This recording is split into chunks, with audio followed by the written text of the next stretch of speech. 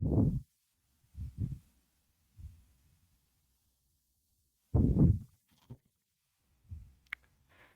Question complex number का है, सम्मिश्र संख्या का है और जेईई मेंस 2024 में आया था। एक बार क्वेश्चन पढ़ लेते हैं।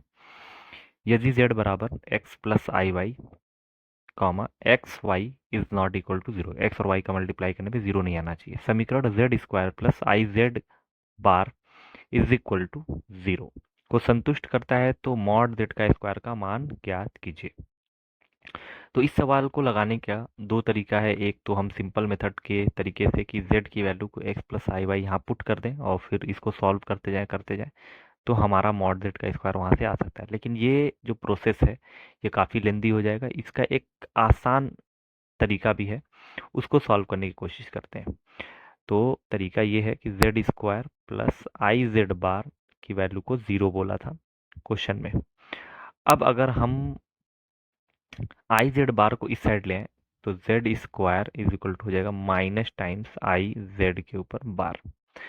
हम दोनों तरफ मॉड ले लें तो मॉड लेने का तरीका ये है कि mod of Z square is equal to mod of minus I into Z bar.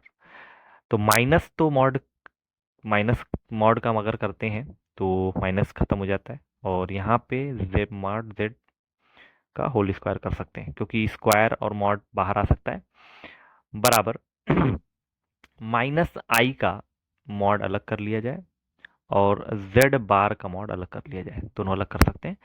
तो जेड बार का मॉड जेड का whole square is equal to यहाँ पे आई की वैल्यू जो मॉड है वो वन आएगी इंटू अब जेड बार का मॉड निकालें या जेड का। अब जैसे जेड का मॉड निकालें और जेड बार का मॉड निकालें, दोनों की वैल्यू सेम आएगी क्योंकि एक तरीके से जेड होता है ए प्लस आई बी तो जेड बार होगा ए माइनस आई बी, तो मॉड निकालने में कोई फर्क नहीं आएगा। तो हम जेड बार की जगह पे मॉड जेड लिख सकते हैं। तो मॉड जेड का whole square is equal to mod z. अब मॉड जेड को इधर लेके आते हैं तो मॉड जेड का whole square minus mod Z is equal to zero. अगर हम मॉड जेड यहाँ से कॉमन ले लें तो हमारे पास क्या बच के आ जाएगा, mod z minus one is equal to zero.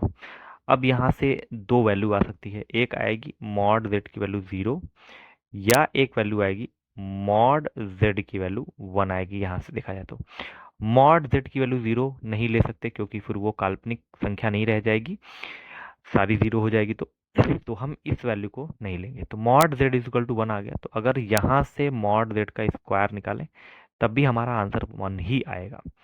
तो क्वेश्चन में भी जेड मॉड जेड का स्क्वायर पूछा था तो हमारी मॉड जेड स्क्वायर की वैल्यू कितनी आ गई, वन आ गई।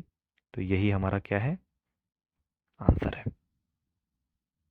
और इसका एक दूसरा मेथड भी है जो आप लोग खुद से ट्राई कर सकते हैं।